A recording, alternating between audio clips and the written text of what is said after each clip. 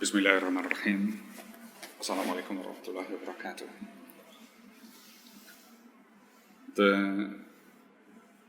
The subject that I want to bring to your attention today is the core of tasawwuf, which is, as you know, marifatullah. Knowledge of Allah, we have already said many times before, is not something that you grasp with the intellect. You cannot detect the surface of it. And Allah Himself very clearly says that you cannot understand Himself, you cannot understand Him, me, by what it can be written. If you use all the trees as pens and all the oceans as ink, etc. If Allah cannot be grasped with descriptions and with the intellect, Allah gives the clue of how to grasp Him with the heart. This mysterious matter of the heart is the subject upon which tasawwuf builds up knowledge. What is sidelined by modern education, where no interest is placed to this important matter, tasawwuf places it at the very center of knowledge.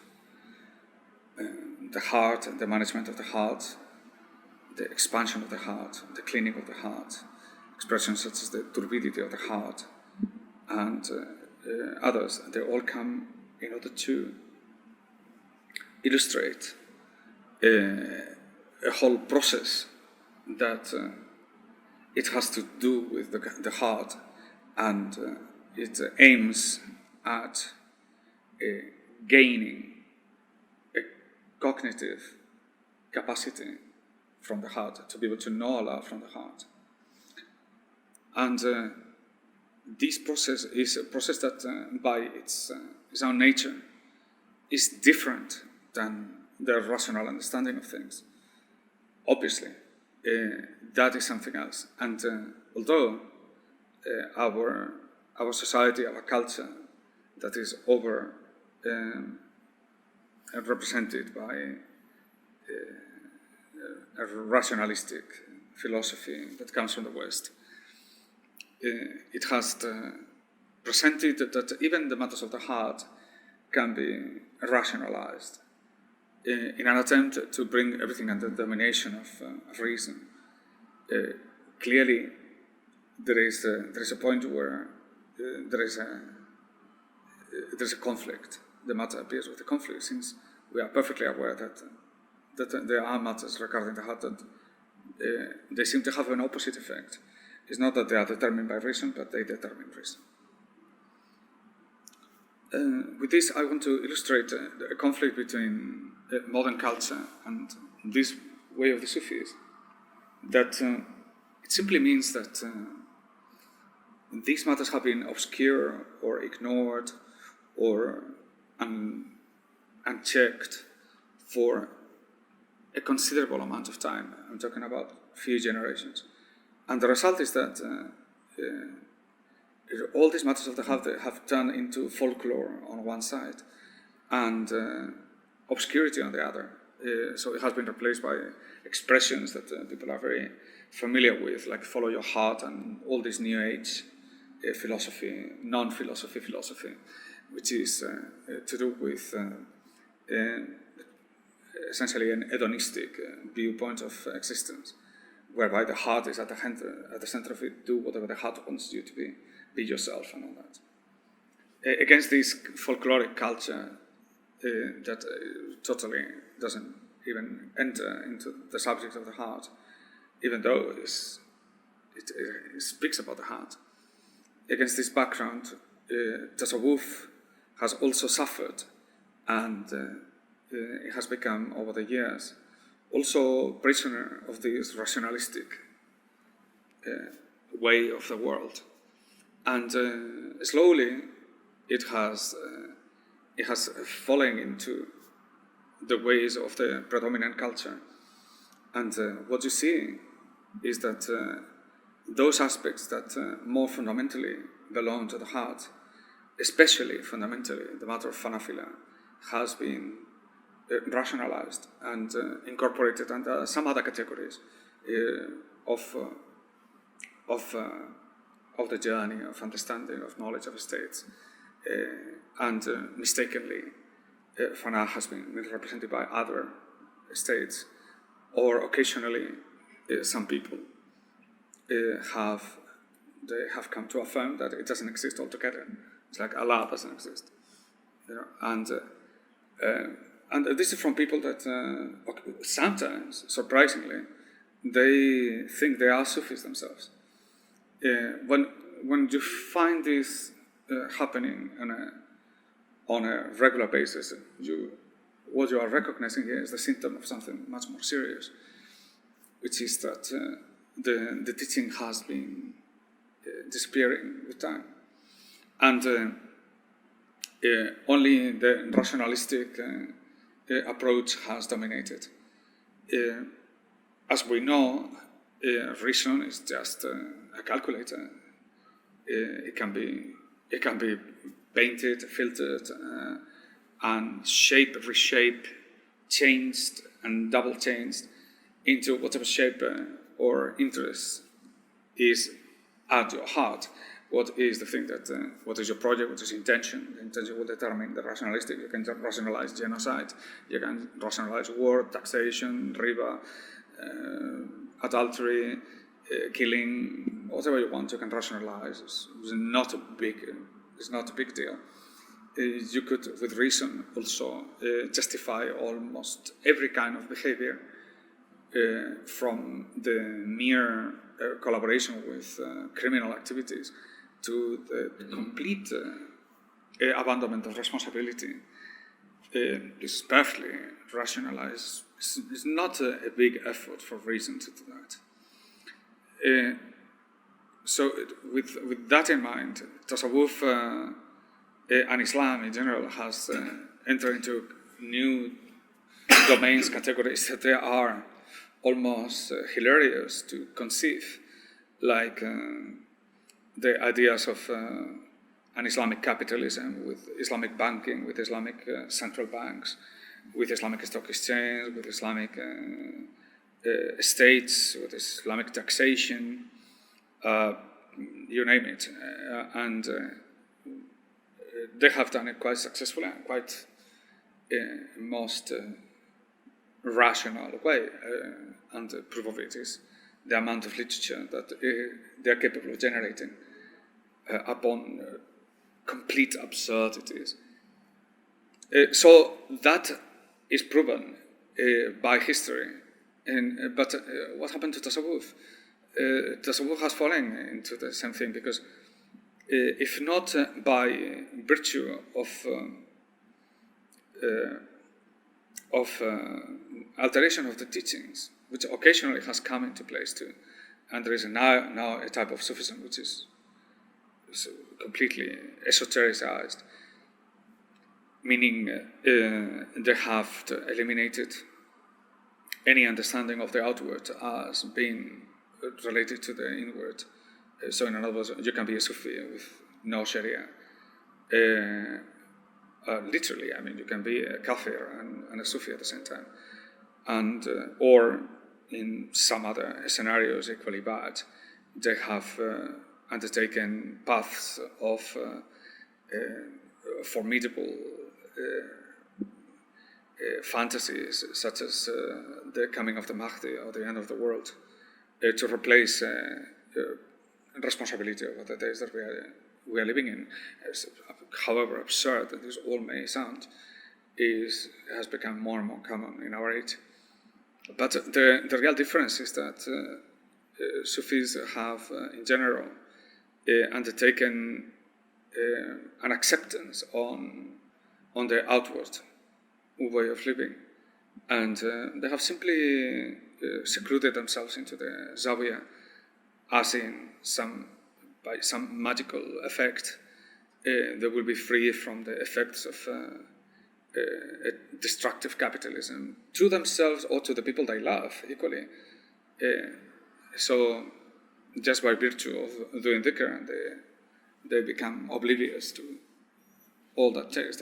As we know, this is not only mistaken, but is actually a sign of pure kufr, which totally contradicts any aspiration of legitimate spiritual journey. That bad is the situation that we are facing. And this is not now a matter of any small groups that they are doing these crazy things. It's a mainstream. And Tasawwuf has become, in an 80% of its common expression, subject to popular culture.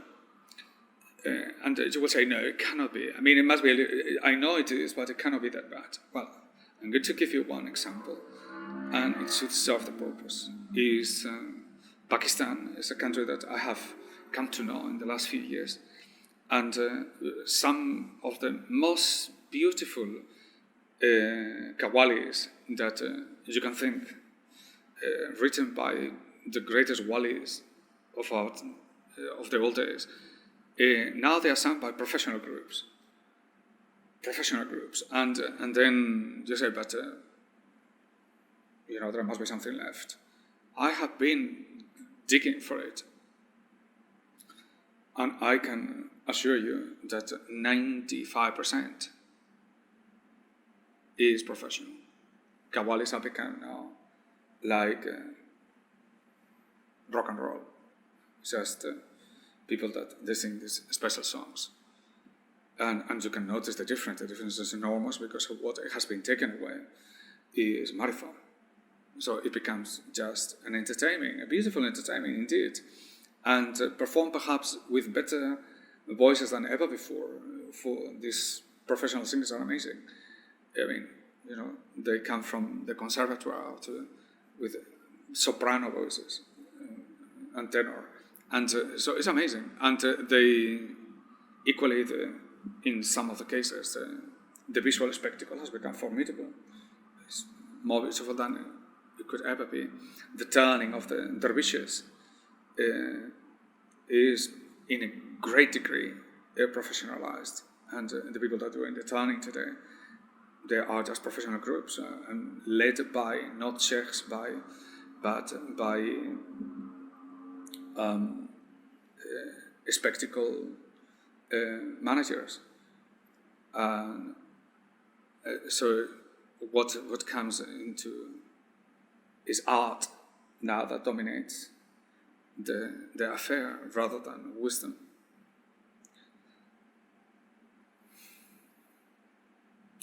Now, against this green picture, it is important to understand that knowledge will always exist and it will always be preserved. And it has been said that Islam started as something strange and it will become something strange. And it may be that we are coming to these times. But what is important is that the access to the knowledge, it will never be cut off if you understand what knowledge is. And here is where Tasawwuf comes to the rescue and has something to say and something to renew the situation. We have said that knowledge, marifatullah, is not rationalistic, that it is only produced and achieved from the heart. And so how is it that you can go into the heart and you can transform the heart and allow it to become the tool of knowledge, to recognize the cognitive power of the heart? Now, the answer to this is that the experiencing of the heart, uplifting the heart, expanding the heart, it has a deepening effect into a domain of existence that is not approachable with the sensory. In other words, you enter into a different world. The idea of a different world is not so difficult to grasp because we are perfectly aware that whatever we call sensory, the world that we can touch and perceive and measure and experience, it represents a tiny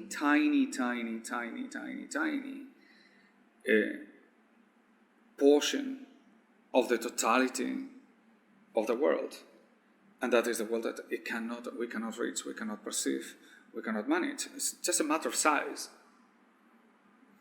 who we are in relation to the world, or who we are in relation to the tiny little world. It's that world that it seems to infinitely divide into smaller particles, and the world that seems to almost infinitely expand into a larger size, which we cannot even come close to understand. Even that is enough to speak of the limitation of sensory. But there is another realm, clearly, that it shows that there is a lot more. As I'm speaking here to you, you can look at me and you can see the exterior of me, but you cannot perceive what is inside me. And the same thing comes to you. I can see everything which is exterior to you, but what is most important to you is hidden. Not just what you are thinking, but what you are, what you want, what you aspire for is hidden. And that, if that is true about people, there is a lot more about the meaning of reality that remains hidden. So here is the very nature of this other domain, the meaning. You enter into the meaning, the sensory and the meaning. By virtue of rising up in the meaning, the sensory disappears. It's not that it disappears, it's kind of, it becomes irrelevant. It's overwhelmed, as if it were, by the meaning. The meaning expands, and this thing it loses importance. It just goes down. At first, this is a little bit of a conflict, but when you are trained to do it, you can just eliminate it altogether. And the process of this leads to phanafila. But the point I want to try to make here with you today is how tasawwuf is always the rescuing point, how tasawwuf goes and brings you to the source, and how this is the way forward. For what is important about all this process, this magnificent process, that I know for outsiders it sounds so complicated, that is by which you will expand your heart to such an extent with desire turn into longing, and longing transformed into desperation, and an absolute desperation for him that it cannot be contained, overwhelms you and brings you to family.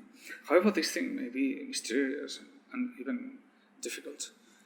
For those that have been there, they know it's in fact the easiest thing on earth. But the point here is not the process. The important thing is that what comes out of the process, what is the thing that happens to you, that it has such an importance into the future of your life and the future of others, in fact. And here, the key word of this is certainty. Now, the knowledge that it comes from the heart is a knowledge of certainty. And I will go a little bit further. I will say the knowledge that comes from the heart is in fact not just knowledge as in an addition to what you can understand with the brain, is the only knowledge. This is the only way of understanding, is with the heart. The only way is the only way in which you can grasp the truth. Is the only way. You cannot grasp the truth with reason. Reason doesn't allow you to. Only the heart allows you to. If you want to understand La ilaha illallah Muhammad Rasulullah, you cannot do it with reason, but you can do it with the heart. And how do you do that? What does it mean understanding with the heart?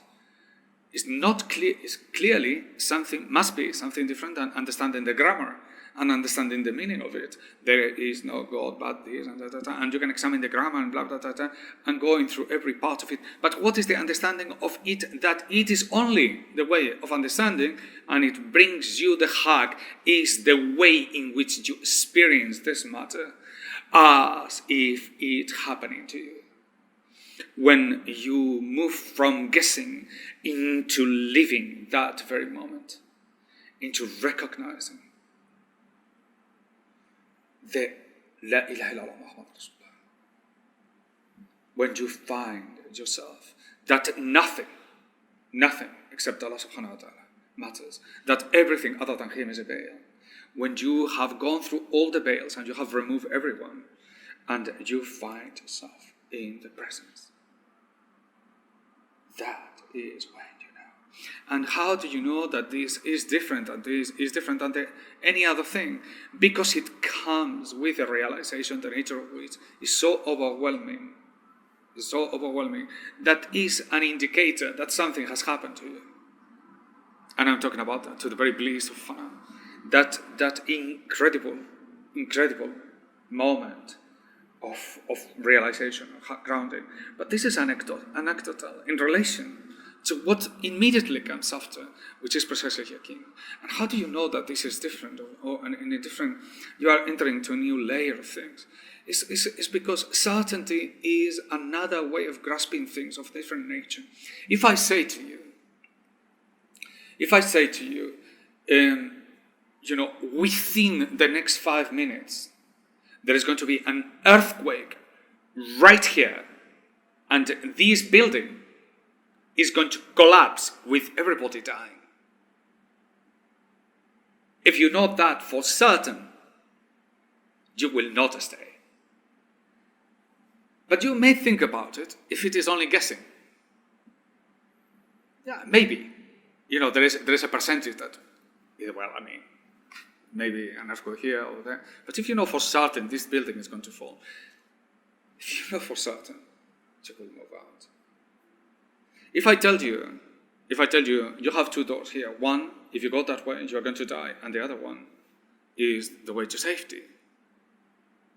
If you know for certain, you know certainty, when you have no doubt. I would not touch that one. I don't even think about touching that one. I go this way. Certainty. Certainty removes complete doubt. It does not allow the existence of a doubt. It's like, for example, what is my name? Do I have any certainty on the matter? I'm called Michael or Omar. Do I have any doubt on the matter? There's a certainty. How much do you bet? That would be, a modern response to that, yeah. Certainty. This knowledge is certainty. It comes into your heart in a completely different manner. It's not that you may or may not have doubt. It's that it does not allow the doubt to exist. It builds upon yourself an understanding of existence and who you are, that it does not allow doubt to exist. And it doesn't matter what you do, it's just the truth. You cannot move away from it. Now, it builds a complete set of relationship over every aspect of life. Once you have certainty of La ilaha illallah Muhammad Rasulullah, these you may call the truth. Al-Haq, Allah, truth belongs to Allah, is an attribute of Allah SWT. Modern culture has made truth out of everything. So we say, blah, blah, blah, blah, is that true? And people say it's true. No, it's not. The use of truth is corrupt, is philosophy, in fact. If any one of you bothers to interested in Heidegger and the whole discourse of this is philosophy. I mean, so people who say, I don't have philosophy, well, the point here is that the truth is something that it does not allow speculation. It's not that you cannot say, I have the truth, you have the truth, there are two truths, relative truth, and all that modern discourse about truth. They are not talking about truth. Not what we mean by hack. Hack, for us, is the only way of building understanding. Truth is one. It belongs to Allah. The world is built hack. And thinking can only exist in the activity that follows the thinking of the truth. Is, in other words, everything, every thought process, every rational process that is built upon the truth. Upon the truth. So it builds from the truth, not around the truth. It's the opposite of opinion. La hawla wa la quwwata illa billah. Or Allah says something, that's it. It is unquestionable. That is thinking that can put truth at the center. Any way of thinking that it does not allow the grasping of truth is not thinking. It's something to do with thinking, but it's not thinking. I mean, imagine what we are describing right now. It's a complete different evaluating reality based on that certainty that is the result of the process that we call tasawwuf. Is so central to human reality that it is impossible to conceive existence without that there are some people at some given time. At every given time, there must be some people that maintain the beacon of this knowledge. For, as Shaykh ibn Habib one time said, there's always 40 people with the Maqam of Ibrahim. Because without them, this thing would not hold itself together.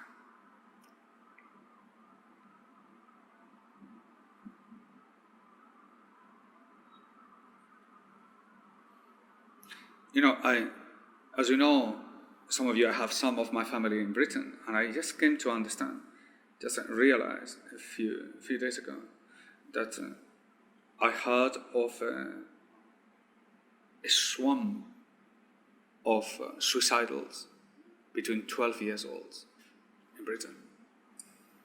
A trend of suicides. Imagine how sick a society must be that their children are saying, I want to kill myself. How sick it is. Now, you cannot blame the 12 years olds. It's impossible. But they find themselves cutting their arms, fun, and taking pills, fun. It just shows you how sick that society has become. It's not one or two, it's an epidemic. It's incredible. Now, it cannot be attributed to psychological reasons, which is what, unfortunately, they're going to give to these kids. Some kind of counseling. Imagine a kafir counseling this kind of cheap repertoire of false medicines, because it doesn't alter what the society is. It doesn't alter the thing that is producing this. But what it reflects is a darkness in society, a darkness that is already bringing everybody to self-extinction. Now, Malaysian society, for example, if any one of you has teenager kids and they go out, they will tell you back what is happening. There is a rapid deterioration of the interest in Islam. You are facing a generation that is abandoning the deen at a rapid pace. Rapid pace. It's typical not to look into these matters until it happens. because it's part of the fantasy of the parents that they can live a complete kafir style of life. But if they send the kids to a Quranic school, somehow the whole thing will be repaired, magically repaired. It's absolutely not the case. And that's why the responsibility, an individual, especially in Islam, you can't, it doesn't exist, that sense of morality that says, well, I am safe, and I don't care what happens to the rest. It doesn't, it is an absurdity.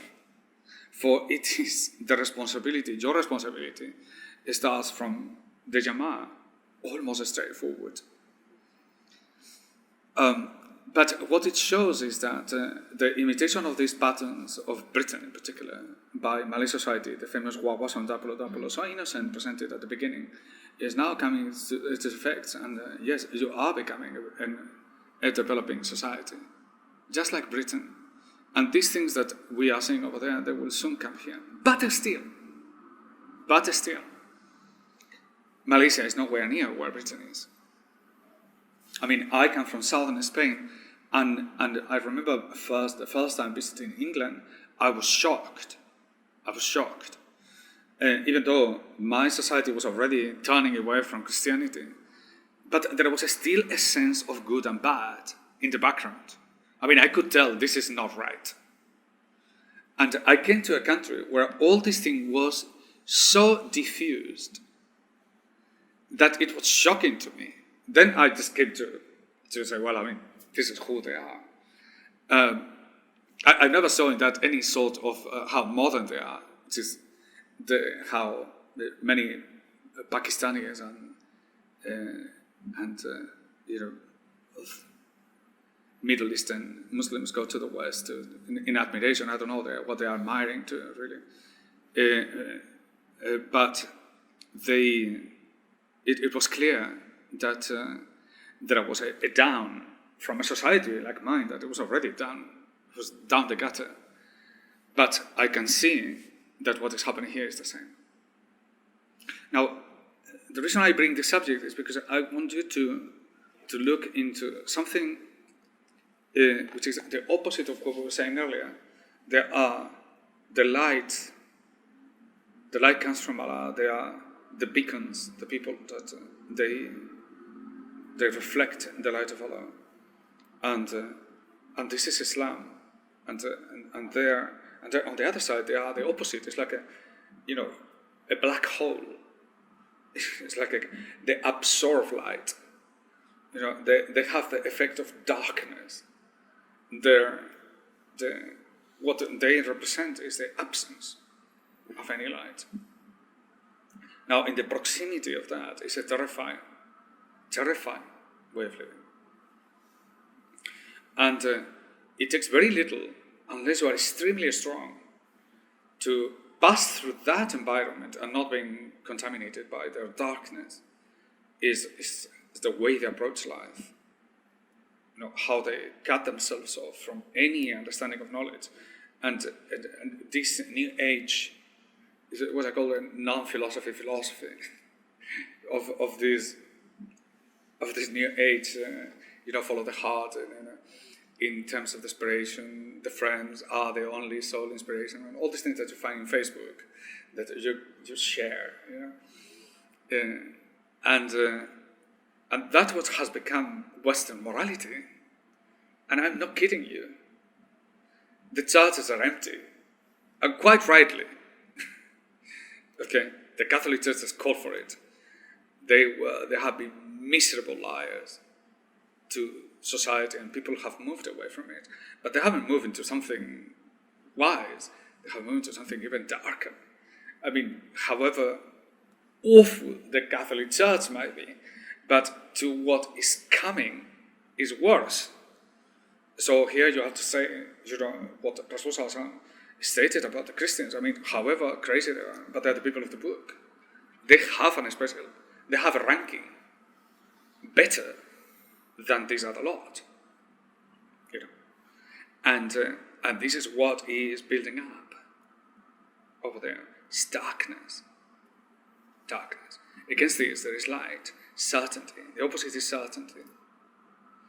they have believed everything on the fact that it's not that God doesn't exist. They don't even know what God is when they say the word God. There's no atheism because they don't know what God is that they don't believe in.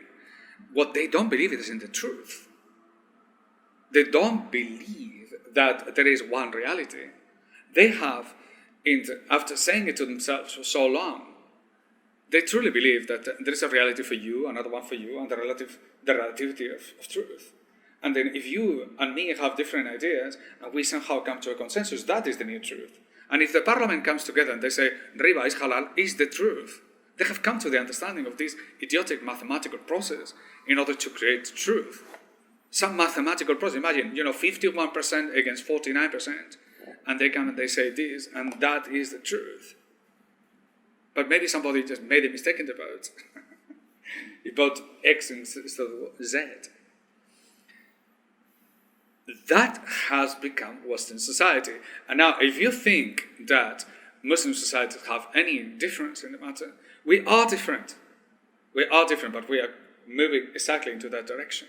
And people speak about democracy today with an enthusiasm that I don't find anymore in the West.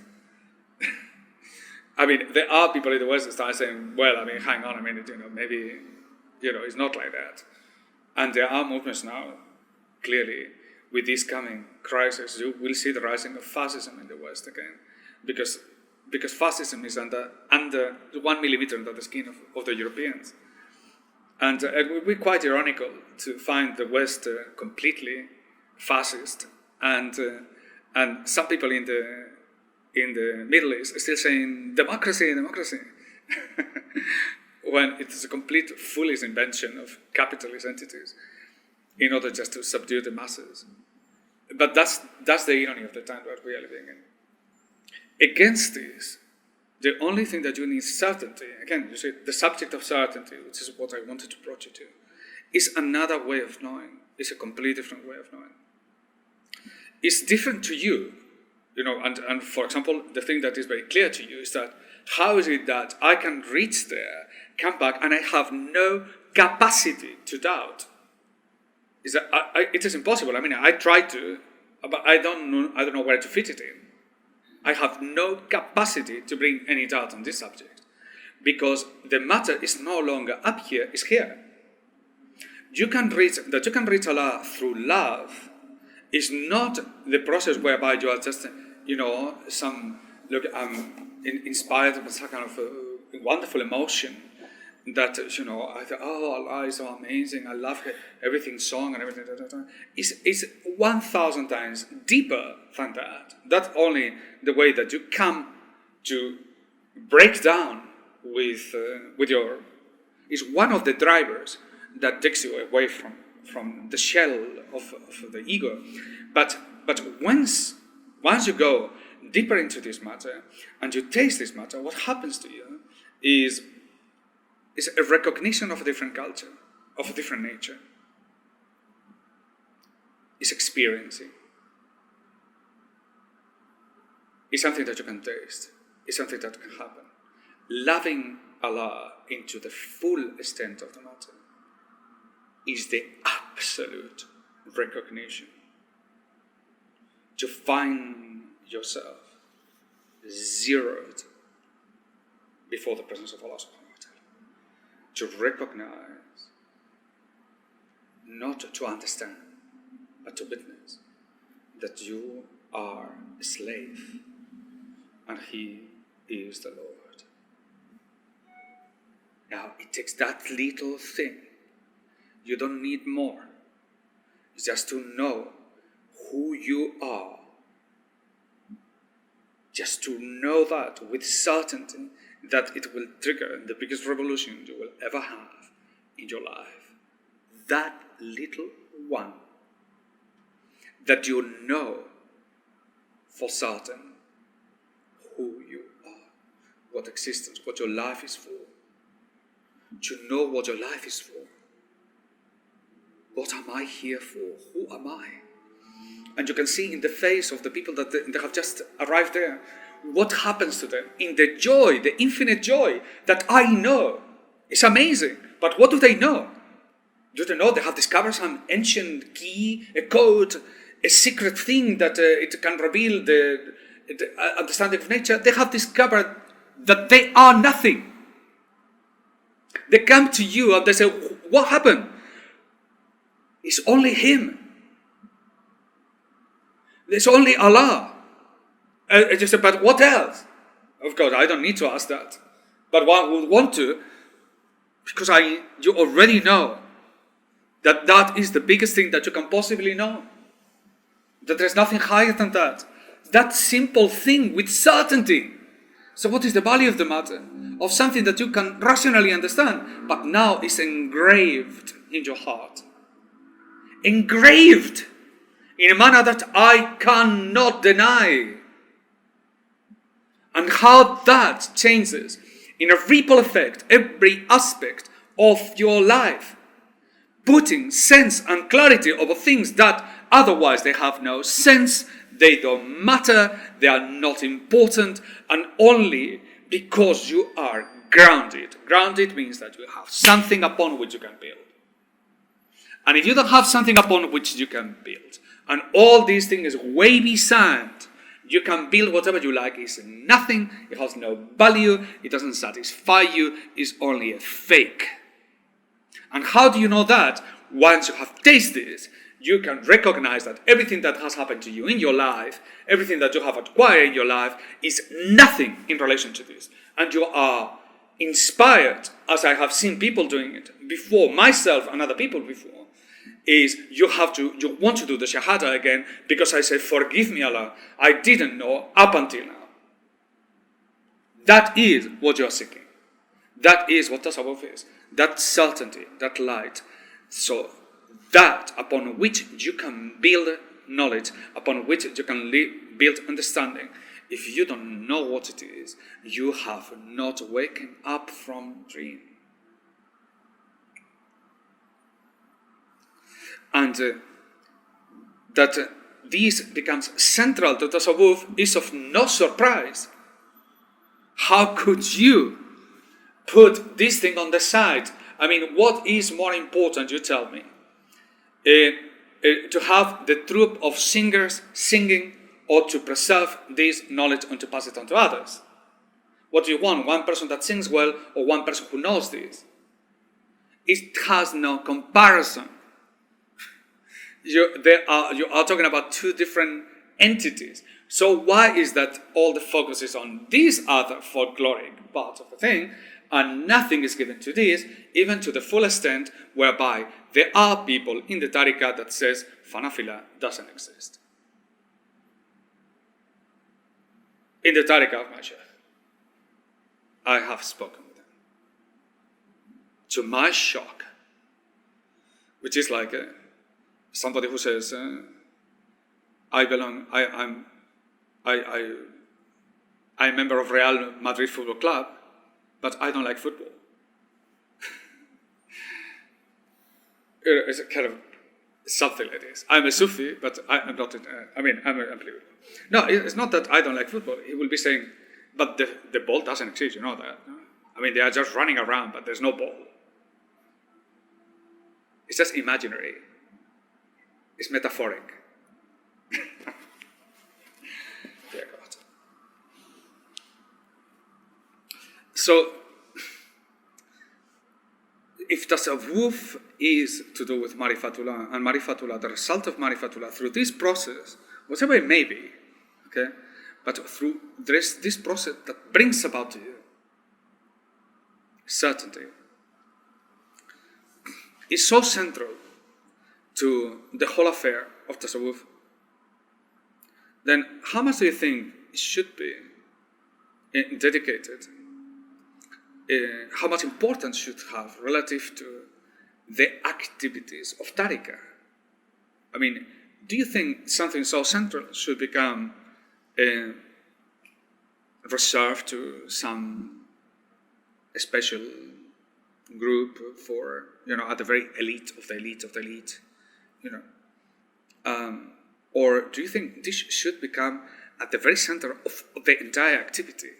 This should be the central point upon which everything we do is because of that. The singing the structures, the outward, all the aspects of from the singing to the tariqas, to the sheikhs, to the muqaddems, to the murid, to the whole, all that exterior part of the matter is all centered upon the acquiring knowledge. It must be central, not sideline, central. And therefore, my point is that the tools by which this has been traditionally used in order to acquire this affair should become, again, central to the tariqah. And I know from the shuyukhs of my isnat that it has been through times that people have bring centrality to this affair, and later on it has been sidelined or bring it only to a group of people.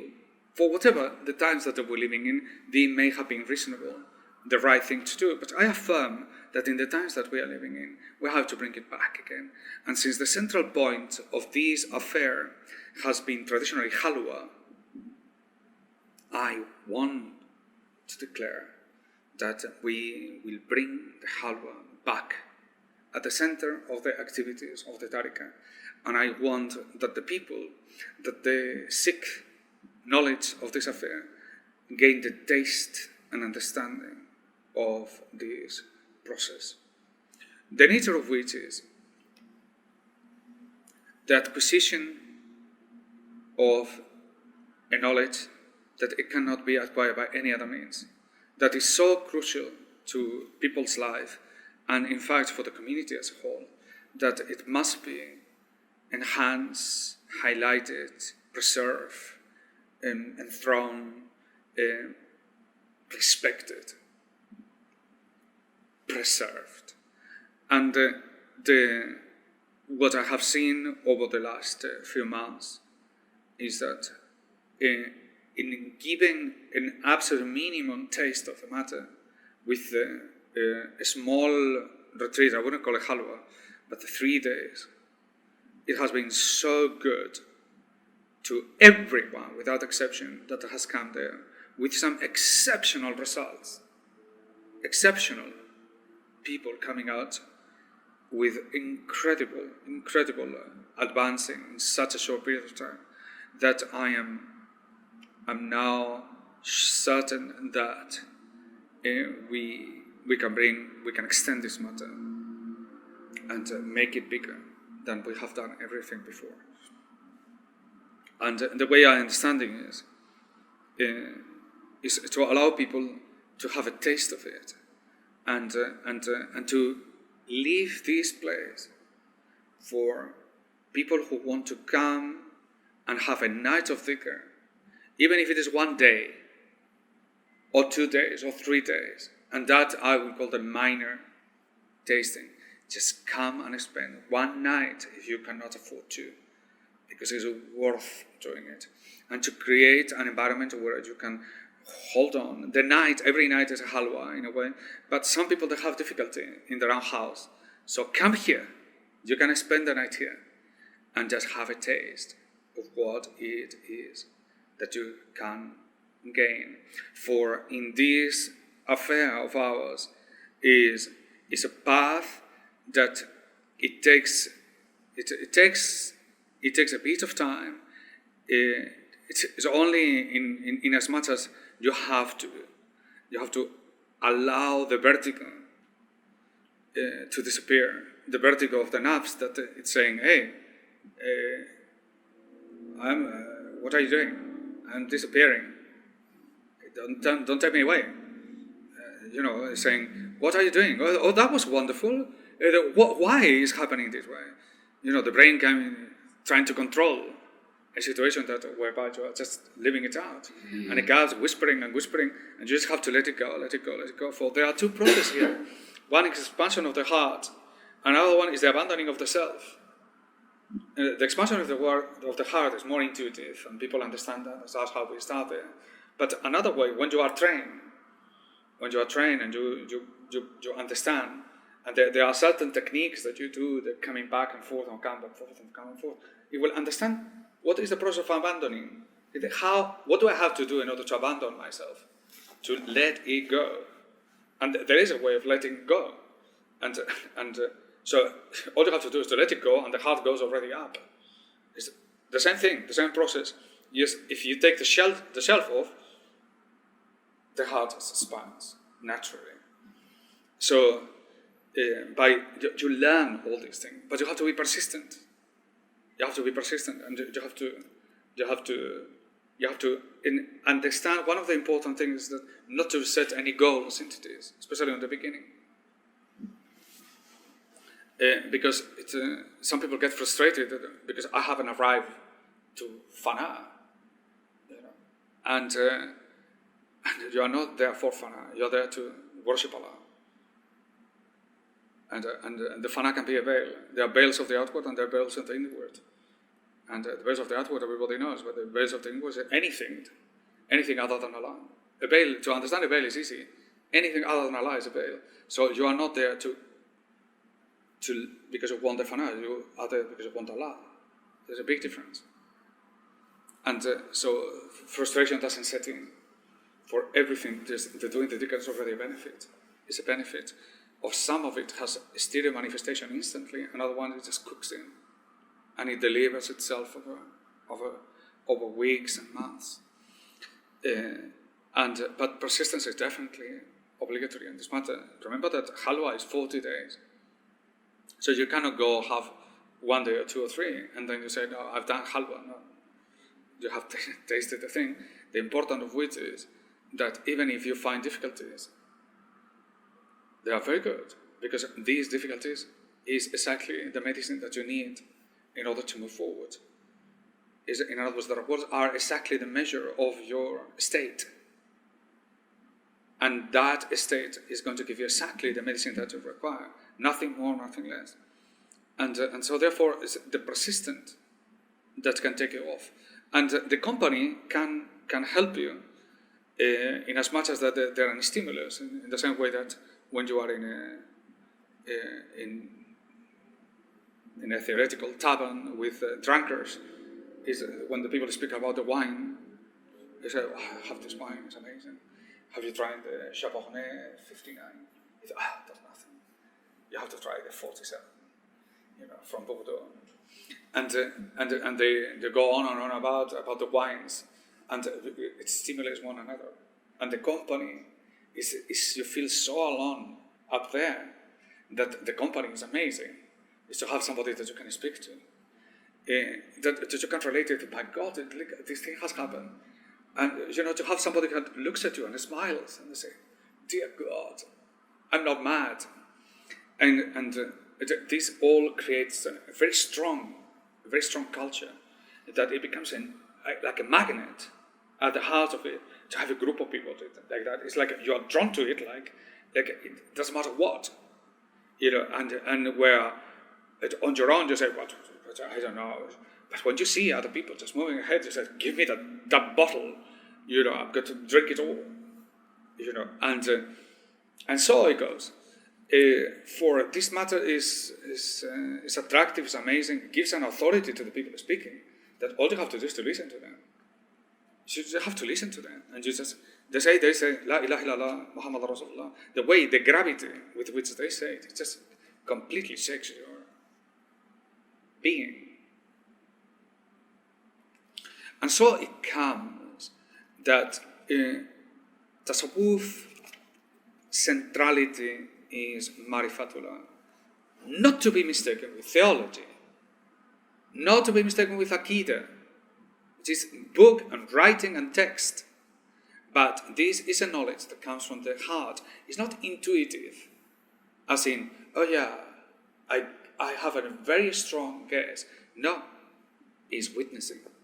Ashhadu an la ilaha illallah, ashhadu anna Rasulullah. It's the ashhadu. It's a witnessing. It's a witnessing that means that since you cannot see with the eye, you see with the inner eye. You become witness with the inner eye. You enter into the meaning of it, and you find yourself there. What is extraordinary about this matter is that it doesn't come with it doesn't come at ease. It comes with a blast of joy, a blast of ecstasy, to recognize it. I see. You don't have words to speak. You just are in the awe, the absolute, the monumental awe of it.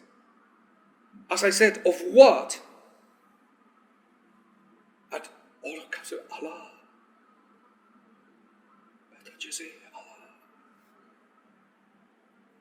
And nothing. And you listen to these poor boys that they can hardly articulate anything at all. And you can see, you cannot even have tears in your eyes because you've passed that. It's just the only thing that you can say is that hug and embrace the person in that state.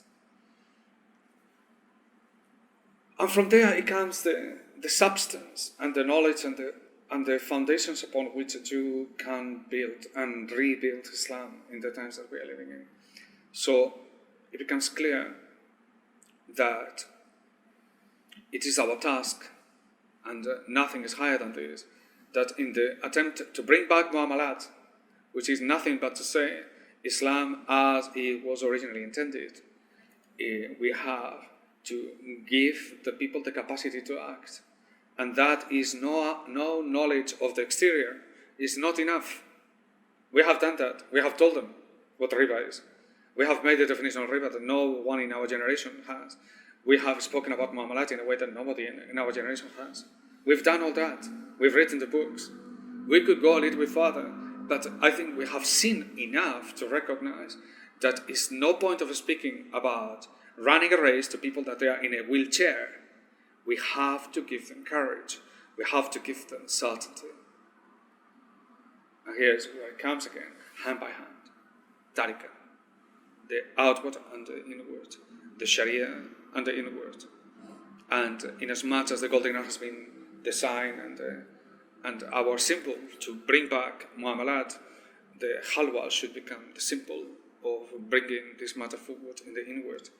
And I want to build the tariqah in Nusantara upon a very strong foundations of Marifatullah, become central to everything that we do, which means that is to acquire, everybody goes their own pace. And this is the nature of thing, and nobody should be bothered by it, unless you have to say, I have a nose that I don't like.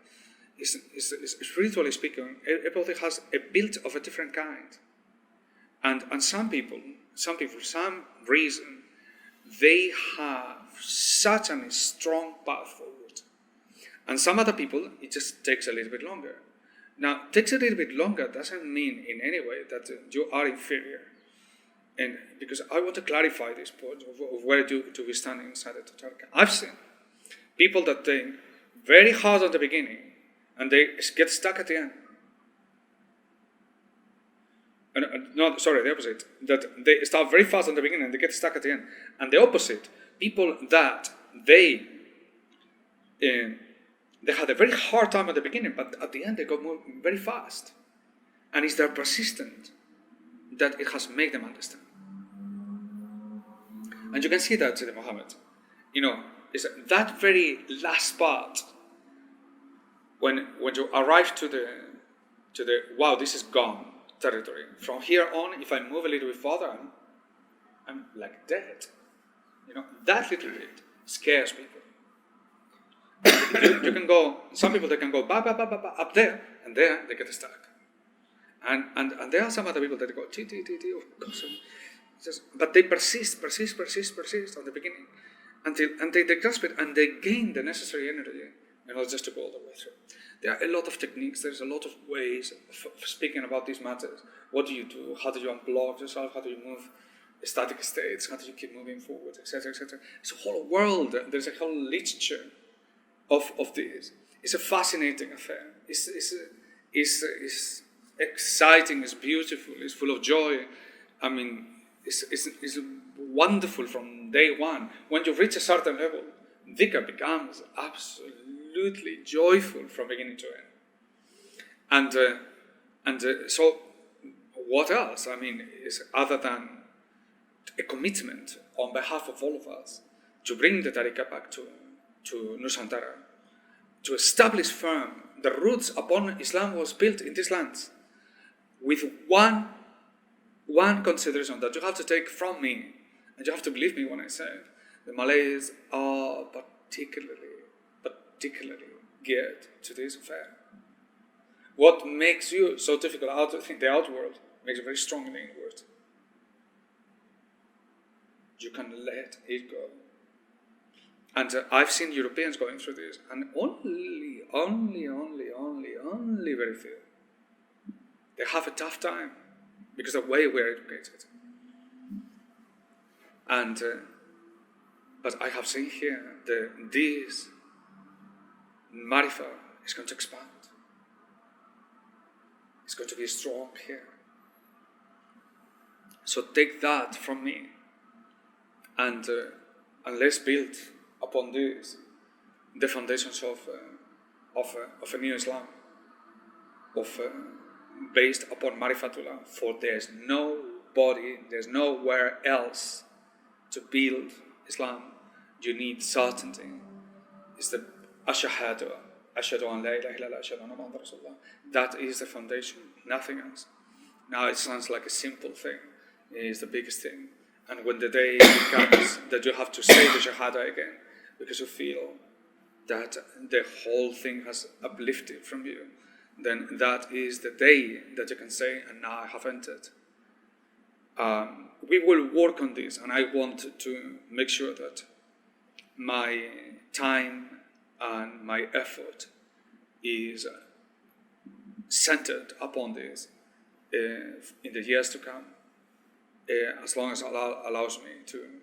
And I want to make sure that in the shortest period of time we have 12 people that they have tasted the reality, because with these 12 we change Nusantara.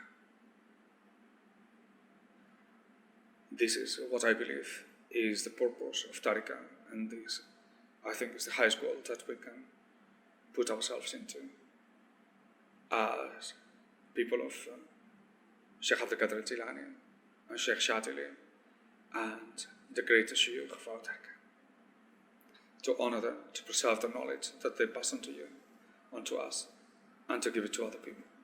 Nothing is higher than that. So with that intention, we ask Allah for success. بسر وبركاته بسم الله الرحمن الرحيم الحمد لله رب العالمين الرحمن الرحيم مالك يوم الدين إياك نعبد وإياك نستعين اهدنا الصراط المستقيم صراط الذين أنعمت عليهم غير المغضوب عليهم ولا الضالين سبحان ربك رب العزة عما يصفون وسلام على المرسلين والحمد لله رب العالمين.